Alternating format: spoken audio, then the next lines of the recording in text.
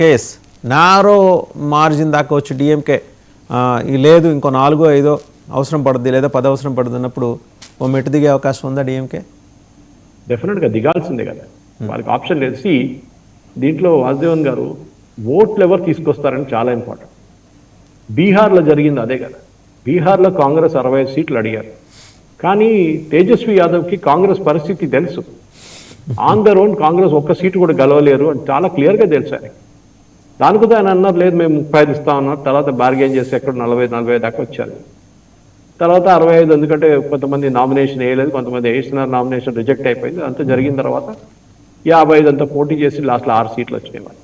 ఇది కాంగ్రెస్ పరిస్థితి.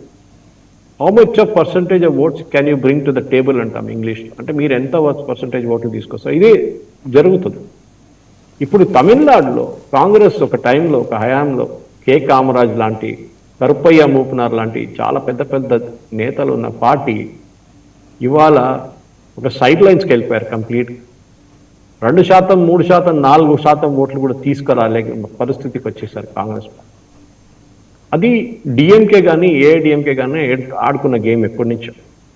వాళ్ళు ఏం చేస్తుంటారంటే ఈ నేషనల్ పార్టీస్ని ఎప్పుడు మేము పైకి రాని అని చెప్పి ఇదే స్ట్రాటజీ పంజాబ్లో మీకు శిరోమణి అకాలీదళ్ చేసిన స్ట్రాటజీ కనిపిస్తుంది. బీజేపీని పంజాబ్లో ఎప్పుడు పైకి రానియలేదు శిరోమణి అకాలీదళ్, ప్రకాష్ సింగ్ బాదల్ కానీ, దాని తర్వాత సుఖ్బీర్ సింగ్ బాదల్ కానీ.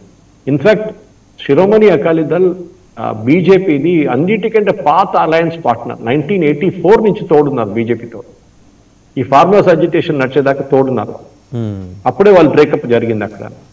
సో ఇది ఒక స్ట్రాటజీ 2-3 స్టేట్స్లో అడాప్ట్ చేస్తున్నారు. ఒకటి తమిళనాడు, ఒకటి పంజాబ్, ఇప్పుడు మన ఆంధ్ర వైపు చూస్తుంది.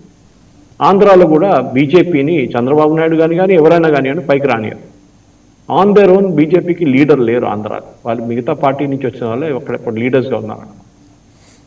కానీ మనం కేరళలో చూస్తున్నాం ఒక బ్రేక్అవే గ్రూప్గా బీజేపీ ఇప్పుడు అక్కడ 6 నుంచి తర్వాత 10, 12, ఇప్పుడు 14, 16% దాకా ఓట్లు తీసుకొస్తున్నారు. త్రివేంద్రం మున్సిపల్ కార్పొరేషన్ వాళ్ళు గెలుచుకున్నారు, త్రిపుణితుర మున్సిపల్ కార్పొరేషన్ గెలుచుకున్నారు, పాలక్కాడ్ రిటైన్ చేసుకున్నారు. సో డెఫినెట్గా ఆన్ దర్ ఓన్ వెళ్ళడానికి అన్నామలై గారు తమిళనాడులో ఒక అటెంప్ట్ చేశారు. వాసుదేవన్ గారు లేదని చెప్పలేము, చేశారు, మీరు చూసుంటారు అది. కానీ అది అన్నామలై గారిని ఎందుకో బీజేపీ సెంట్రల్ లీడర్షిప్ తెలిసిపోయింది. ఈ 16% అది మ్యాక్సిమం బీజేపీ. ఇంకా ద్రవిడియన్ పాలిటిక్స్లో 16 కన్నా ఎక్కువ రాదు వాసుదేవన్ గారు, అది చాలా క్లియర్. అట్లాంటి పరిస్థితుల్లో ఈ 16% వచ్చి 0 సీట్లు వచ్చే బదులు అలయన్స్ పెట్టుకొని ఏఐడిఎంకేతో నాకు 10-15 సీట్లు వస్తే మాకు ఒక వాయిస్ ఉంటుంది తమిళనాడు అసెంబ్లీలో. ఇది బీజేపీ స్ట్రాటజీ. దానికోసం అన్నామలై గారిని పక్కన చెప్పాలి. లేకుంటే అన్నామలై ఆన్ హిజ్ ఓన్ ఆయన సంవత్సరం పాటు ఆ పాదయాత్ర చేసిన దాంట్లో చాలా మటుకు బీజేపీకి బెనిఫిట్ వచ్చింది, దాంట్లో లేదని చెప్పలేము మనం. బీజేపీ పార్టీకి తమిళనాడులో 6 నుంచి 16% దాకా తీసుకొచ్చిన కేపబిలిటీ అన్నామలై చేశారు. ప్రతి జిల్లాకి వెళ్ళి, ప్రతి పోలింగ్ బూత్కి వెళ్ళి పోలింగ్ బూత్ ఏజెంట్స్ని అపాయింట్ చేశారు అన్నామలై. ఆ గ్రౌండ్ వర్క్ ఇవాళ దాకా బీజేపీలు ఎవరు చేయలేదు. బీజేపీకి లీడర్ లేరు, అట్లాంటి పెద్ద పెద్ద లీడర్లు ఎవరు లేరు చేయడానికి. సో యంగ్గా ఉన్న అన్నామలై చేశారు ఇది. కానీ దాని తర్వాత వాళ్ళ ఇంటర్నల్ పాలిటిక్స్ అని చెప్పాను చూడండి. ఇప్పుడు దీనికన్నా ఎక్కువ ఓట్లు మనకి రావు, మన ఎలక్షన్ గెలవలేము, దానికన్నా better letters go with AIADMK అని చెప్పి వాళ్ళు డిసైడ్ చేశారు. సో అది తమిళనాడుకి సంబంధించి. ఇక కేరళకు వస్తే పక్క రాష్ట్రం, మళ్ళీ కేరళకే. ఇంతకుముందు శబరిమల మాట్లాడుకుని లక్ష్య సబ్మిట్ చేసింది కాంగ్రెస్, చేసి యాక్షన్ ప్లాన్ ఏదో రెడీ చేసిందిట.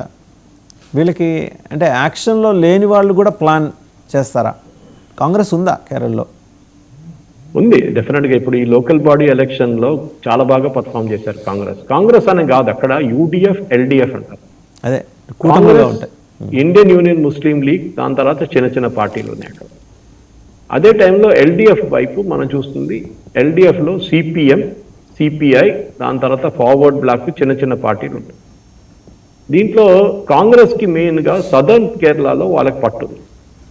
నార్దర్న్ కేరళ, మలబార్ ఏరియాలో ఇండియన్ యూనియన్ ముస్లిం లీగ్ పట్టు, అక్కడ వాళ్ళు గెలుస్తారు అక్కడ సీట్. కన్నూరు చుట్టుపక్కల ఉన్న ఏరియాస్ అంతా సిపిఎం స్ట్రాంగ్ హోల్డ్. అదే టైంలో ట్రివాండ్రంకి వచ్చినప్పుడు మీరు తిరువనంతపురం కానీ ఆ ఏరియాస్లో అక్కడ హిందువుల స్ట్రాంగ్ హోల్డ్ ఉంది. ఈసారి బీజేపీ బాగా పర్ఫామ్ చేశారు. ఇప్పుడు బీజేపీ స్టేట్ ప్రెసిడెంట్గా వచ్చిన రాజీవ్ చంద్రశేఖర్ గారు ఒక నాన్ పొలిటీషియన్. ఎందుకంటే ఆయన ఒక టిపికల్ 30 సంవత్సరాలు నేను పనిచేశాను, నేను కార్యకర్తగా పైకి వచ్చి నేను అప్పటి నుంచి నేను పార్టీ ప్రెసిడెంట్ అని కాదు. ఆయన ఆన్ హిజ్ ఓన్ వచ్చారు బయట నుంచి. సడన్ గా అమిత్ షా గారు, మోదీ గారు, నడ్డా గారు డిసైడ్ చేసి ఉంటారు ఈయన పెడితే బాగుంటుంది, ఎందుకంటే ఈయనకి ఈ ఫ్యాక్షన్ లేదు, ఏం లేదు, ఆయన ఓన్గా ప్రొఫెషనల్ సిస్టమ్ తీసుకొస్తారు. ఎందుకంటే దీనికన్నా ముందు ఒక కార్పొరేట్ ఎగ్జిక్యూటివ్గా పనిచేశారు ఆయన, బీపీఎల్ మొబైల్ ఓనర్ ఉండే. సో ఆయనకి ఆ ఎక్స్పీరియన్స్ ఉంది, కార్పొరేట్ ఎక్స్పీరియన్స్. దాన్ని తీసుకొచ్చి దాని తర్వాత ఆయన రాజ్యసభ మెంబర్ అయ్యారు కర్ణాటక